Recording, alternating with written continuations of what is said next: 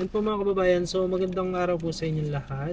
Ngayon po ay nandito tayo ulit sa Balayan, Batangas. Nandito po tayo sa Sitio Taktak dahil babalikan natin yung isa sa mga na-vlog natin kamakailan lamang na si Esperanza. Kung bakit, yan po ang inyong abangan.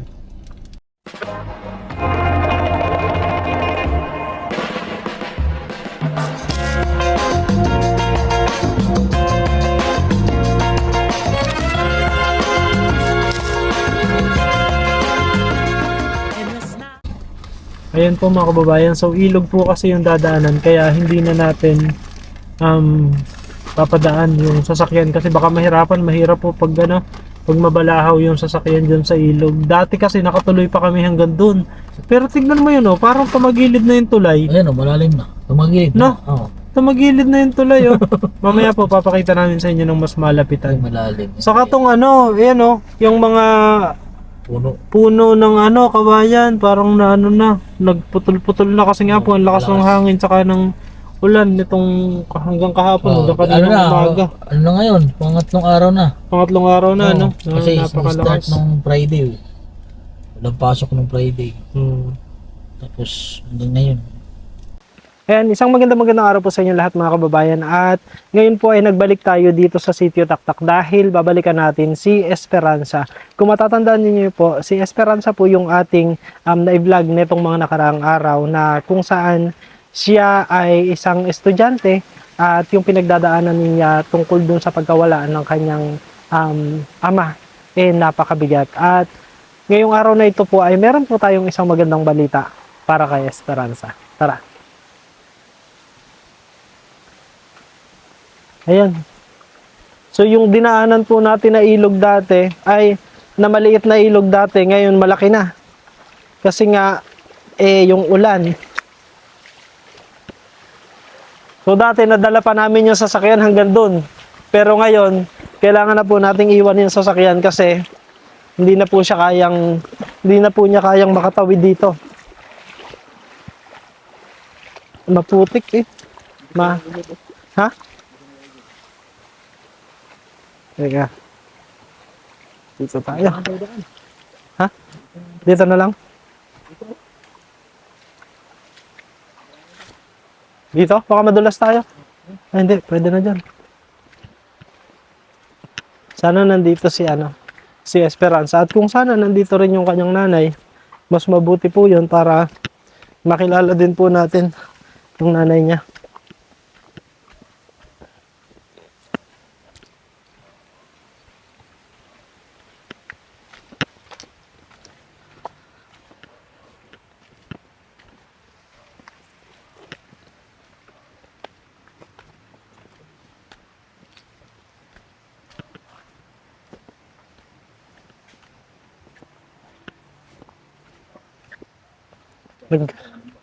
Ha? Oo. Mga tubuhan, oh. Pero mga pa lang yung tubuhan ngayon, no? Mga bago pa lang. Hindi pa lakihan. December.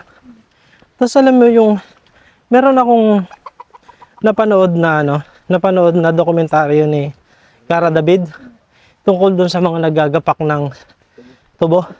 Sila pala ay galing sa iba't ibang lugar, no?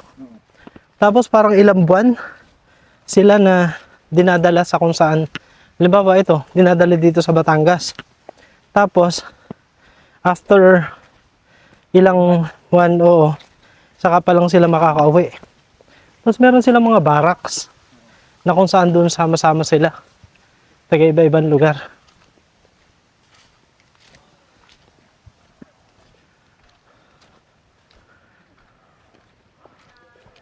May bagong ginagawang bahay dito. Ha? Parang ganun din to. Parang barracks na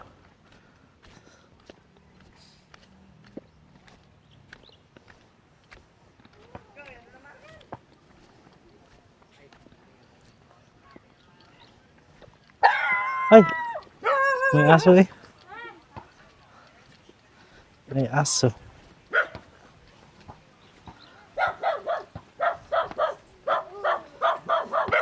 Magandang hapon. Ay, makakagatin ako. Ha? Mahirap na. Eh, pirasa. Andyan.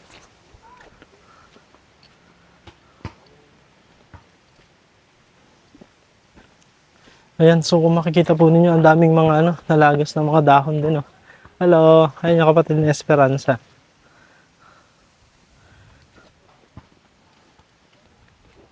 Tao po. Esperanza? SP? Wala si SP? Ah, nasaan kaya? Wala po yata si SP dito. Saan? Nasaan kaya siya? Ah, saan yun? Malayo yun? Alam mo yan? Oh, alam ko eh. Di ko alam kung saan nakalimutan. Malaki ba yan? Marami. Dalawa tayo sinuntuluyan. Ah, Sinong kasama? Sinong kasama? ngayon po mga kababayan, so ngayon po ay kasama na natin si Esperanza. Ayan, at kung makikita po ninyo, siya ay nakaayos. Bakit po ba nakaayos si Esperanza? Bakit ka nakaayos? Saan ka Pupunta galing? pong sementeryo. Ah, pupunta kang sementeryo. Saan ba sementeryo dito? Doon po sa Balayan. Sa Balayan. Ah, sino ang dadalawin mo sa sementeryo? Ang papa po. Yung Papa. Namimiss mo si Papa? Ayun. So nitong mga nakaraang araw po kasi ang sama ng panahon dito, kaya napansin ko, even yung lutoan nila, umano na, bumigay. Apo. Ano nangyari dyan? Kanina lang po na. Kanina lang. Kanina lang bumigay. Po ang hangin. Yung kanilang ito po yung kanilang lutuan na bumigay na sa sa lakas ng hangin siguro, no? Saka siguro naging mabigat na yung na yon para dun sa kahoy, hindi niya na kinaya, Ayan. So, kamusta yung pag-aaral mo nitong nakaraang linggo? Ilang linggo ba tayo ng dalawa, no? Dalawa. 2 linggo. So, 2 linggo mula nang kami ay nanggaling dito kasi galing na ako ng Hong Kong. So, 1 linggo Isang na. linggo lang. Yun. Oo. So, 2 linggo. So, 2 linggo makalipas ng pagpunta namin dito, kamusta ang pag-aaral mo? Nung una po, hindi po ako nakapasok. Gawa po Bakit? ng malakas po ang ulan. Malakas ang ulan. Tapos po yung tito po may trabaho din po. Oo. Hindi na po ako nahihatid. Hindi ka nakahatid. Ah, paano yun? Pag hindi ka nakahatid, hindi ka talaga nakakapasok. Minsan po namamasahe. Namamasahe. Saang, tricycle? May dumadaan bang tricycle dito? Parang bihira naman. Nag-aabang po dyan sa Dulaw. Ah, okay. Ano yung dahilan ba't hindi ka nakapasok? Dahil hindi ka nahihatid o dahil wala kang pamasahe? Meron pong pamasahe. Yung baon ko po na 50. Yung pamasahe ko po is 25 pesos po. Pag uwi po, 15. Para po nga yung pong baliktad. Oo. So, ibig sabihin, 40 na agad doon sa pamasahe pa lang, doon sa baon mo na 50 pesos. Yan, ang binibili mo pag nakapasok ka sa school. Yung kwek-kwek po. Kwek-kwek. Yun na yung kinakain mo. Buong Minsan po kikiam. kikiam. Sa buong pag-stay mo na yun sa school. Maghapon ka ba sa school? Apo. Hindi ka kumakain ng kanin. Pag lunch po kumakain. Pag lunch.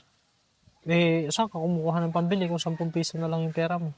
May baon po akong kanin. Ah, nagbabaon ng kanin. So, parang ibinibili mo na lang ng kikiam or kwek-kwek yung yung siya mong inuulam. Apo.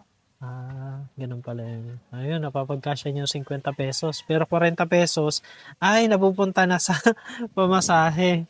Grabe. Pero okay naman ang pag-aaral mo? Wala ka namang nagiging problema? Nakausap mo ba si mama tungkol dun sa naging pag-uusap natin dati? Nung nakaraan? Okay lang naman sa kanya. Yung naging pag-uusap natin. Wala namang problema. Ayan. Okay. So, ayun po mga kababayan. Kasi nung nakaraang pag-uusap po namin ni Esperanza, syempre nga, inalam natin yung kanyang buhay, kung ano yung pinagdadaanan niya, lalo na sa kanyang pag-aaral, at ganun din, yung kung may chance na merong makakatulong sa kanya sa kanyang pag-aaral. So, pagkatapos po nating maipalabas yung ating video na kasama si Esperanza, meron pong mga tao na nagmamalasakit na gusto rin na tumulong sa kay Esperanza. So, yun po yung dahilan kung bakit tayo ay nandito ngayon dahil gusto nating ipaabot kay Esperanza yung tulong o yung suporta na gustong ipaabot naman ng mga tao na nagmamalasakit para nang sa ganun ay makasuporta po sa kanyang pag-aaral. Pero isang bagay kasi Esperanza, ah, dito kasi sa ginagawa natin na pagtulong, minomonitor din namin kung yung bata na aming tinutulungan ay consistent ba sa kanyang pag-aaral. Kung yung mga grades ba ay namimit naman yung mga target. Kung hindi ba laging nag-absent. Kung maayos naman ba siya. At kung siya ba ay may boyfriend na. Okay? Bigla siya napatawa. Bigla napatawa si Esperanza kasi kanina po, pagdating namin, tinanong namin kung nasasaan siya. May nakabanggit po kasi sa amin na siya daw po ay mayroon ng boyfriend. Totoo ba yan? Break na po kami, gawa po nag-cheat siya. Break na kayo. Hindi Kailan na pa po ako kayo nag-break? pinayagan ng mama. Hmm. So, kung halimbawa ngayon na merong tao na tutulong sa iyo para sa iyong pag-aaral, kaya mo bang i-promise na mas ipa-prioritize mo ang pag-aaral, hindi ka magbo-boyfriend? Kasi isa yon sa mga minomonitor din namin. Kasi ikaw napakabata mo pa, di ba? So, dapat ang priority mo ay pag-aaral. At syempre, dun sa mga tao na gustong tumulong sa pag-aaral mo, isang malaking bagay para sa kanila na nakikita nila na ikaw ay talagang porsigido sa pag-aaral at hindi sa paglalaply. Di ba? Apo. May pa-promise mo ba yan? Apo. Okay.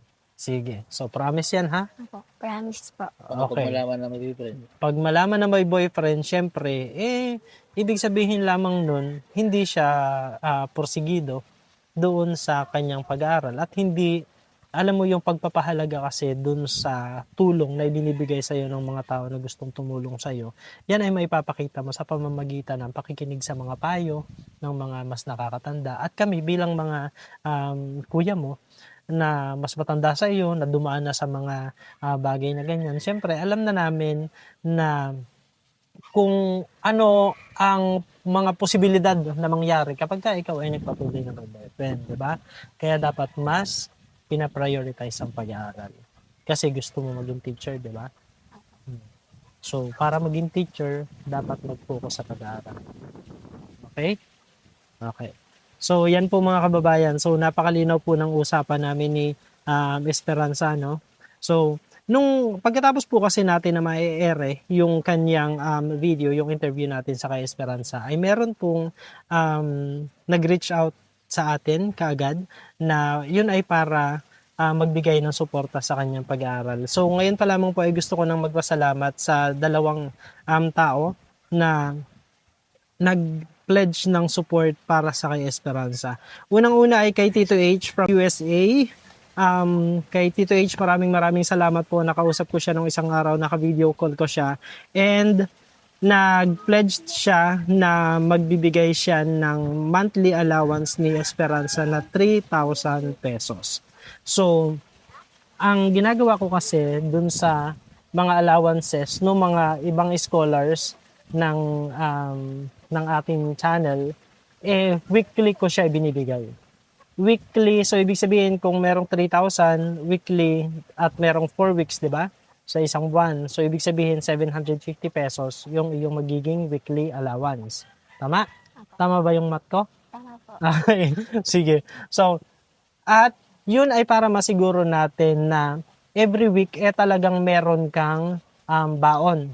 Hindi, kasi ang mahirap kasi pag naibigay ng isang bigayan lang, yung para sa isang buwan, minsan merong bigla ang pangangailangan, minsan nadadala doon, which is hindi yun yung focus nung allowance na ibinibigay. Yun ay para sa iyong pag-aaral. 'Di ba? So, ang gagawin natin, every week, makakatanggap ka ng 750 pesos. Yan ay total na 3,000 sa isang buwan. Okay? So, yan ay magsisimula ngayon. Magsisimula yan ngayong araw na ito dahil nagpadala na si Tito H kahapon. Na-claim ko na din siya kahapon. So magsisimula na yung iyong allowance ngayon. Ibig sabihin, bibigyan kita ng 750 pesos ngayong araw na ito at sa mga susunod na linggo, bibigyan mo ako ng isang GCash number. Okay? Meron ka bang kakilalang may GCash number? Kahit nasa school yan or sa teacher, tapos sila na lang, sa kanya ko na lang i-send. Or kung, paano ba kayo nakakapagpadala ng pera dito? Sa ano po, kumukuha po ng number sa tindahan po. Katindahan. Ayun. So, meron kang Facebook? So, i-add mo ako ha. I-add mo ako sa Facebook para makukuha ko sa iyo yung GCash number na kung saan ako magsesend sa iyo every Sunday. Okay? Every Sunday ako nagsesend ng mga allowances dun sa ating mga scholars para kinabukasan ay mayroon silang baon. So, ayan. So, yun ay ang galing kay Tito H. So, yun ay 3,000 per month. Pero, hindi lang kasi si Tito H yung gustong magbigay ng support sa iyo. Meron pang isa. Ito naman ay nanggaling naman sa apo ni Ate Sel. Yung panganay na apo ni Ate Sel, hindi ko nakuha yung pangalan, pero lalaking apo siya ni Ate Sel. So si Ate Sel yung nakausap ko at si Ate Sel yung nagsabi sa akin na nung napanood nila yung video ni Esperanza, gusto din magbigay ng support nung kanyang apo. At alam niyo ang nakakatuwa dito mga kababayan, yung apo ni Ate Sel, babawasin niya sa kanyang allowance yung tutulong niya para sa pag-aaral ni Esperanza, which is 2,000 pesos per month naman yung manggagaling sa kanya. Ayan, so gusto po nating magpasalamat sa apo ni Ate Sel, and through Ate Sel of course. Si Ate Sel po kasi isa sa mga sponsors natin dun sa ating mga proyekto na ginagawa, kaya gusto po nating magpasalamat. Ibig sabihin lamang nun, at nakakatuwa kasi ibig sabihin lamang nun, napakaganda talaga ng pagpapalaki ni Ate Sel at ng kanyang mga anak dun sa kanilang apo. Kasi talagang gusto nila na makatulong din dito sa kay Esperanza. Okay? This month din siya magsisimula, though wala pa siya sa akin. Hindi pa siya nagsisend, pero this month din yon. As soon as ma-receive ko yung kanyang ipinadala, yun ay isasama ko dun sa iyo. Ipapadala ko naman sa iyo. Ha? Okay. Sige. So, bago ko ibigay sa iyo yung allowance for this week, ano yung gusto mong sabihin doon sa mga tao na gustong tumulong sa iyo? Thank you po sa binigay niyo po sa akin allowance sa baon ko po sa school. Ipapromise ko po na hindi na po magbo-boyfriend. Okay. At mag-focus sa iyong pag-aaral ha. Kasi yung ganitong oportunidad, SP, hindi yan palaging dumarating na merong tao na gustong tumulong sa iyo. Kaya habang merong tao na gustong tumulong sa iyo, ipakita mo at iparamdam mo sa kanila na pinahahalagahan mo yung kanilang tulong. Ha? Okay. So yung commitment ni Tito H is hanggang end of your school year. This is school year. Kaya tingnan natin kung ano yung mangyayari dun sa mga susunod na taon. Pero syempre, yan ay nakadepende sa performance mo sa iyong pag-aaral, 'di ba? Kung mataas naman ang grades mo, who knows, baka hanggang next year o sa mga susunod, 'di ba, kaya nilang mag-commit. Pero for now, ang commitment ni Tito H is hanggang end of this school year. Okay? Okay ba 'yan? So galingan mo sa pag-aaral para malayo natin sa mga susunod na school year nandun pa rin yung kanilang suporta, 'di ba? Okay, sige. So, dahil dyan, ibibigay ko sa iyo yung iyong, nabasa yung akin. Kaya pala sabi ko, iba yung pakiramdam ko. So, ibibigay ko muna sa iyo yung,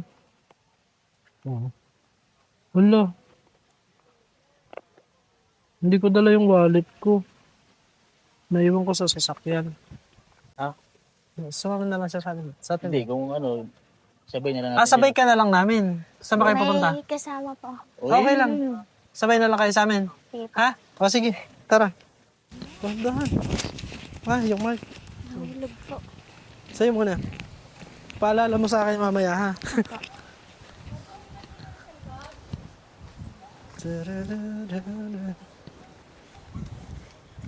Pag-uusap ko sa'yo. Ako po, madulas.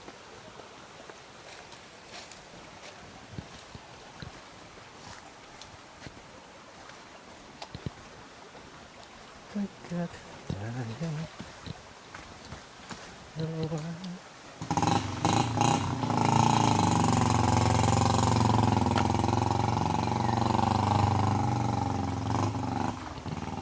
Basa.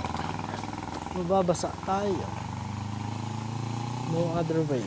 Ayan, so kinailangan ko pong bumalik ng sasakyan dahil yung wallet ko po ay naiwanan ko pala. So, ngayon ko ibibigay sa iyo yung iyong allowance for this week na. Ito ay galing kay Tito H, ha?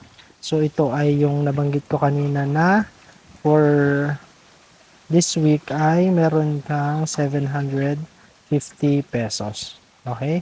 So, i-add mo ako sa Facebook para maisesend mo sa akin yung GCash number kung saan ako magsesend sa iyo sa mga susunod na linggo. Ha? Apo. So, every Sunday yon magsesend ako sa iyo.